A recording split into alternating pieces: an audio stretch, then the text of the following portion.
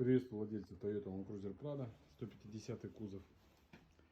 Сейчас столкнулся с такой проблемой.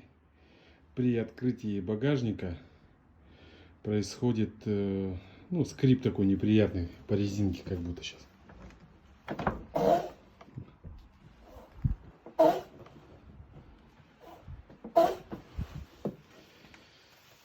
Причина вот в этой стойке. Проблем никаких нету. Сейчас мы ее смажем просто вот маслом. Еще пару раз откроем, посмотрим, будет ли какое-нибудь изменение. Так, прошло некоторое время. Открываем багажник. Все. Никаких скрипов нет.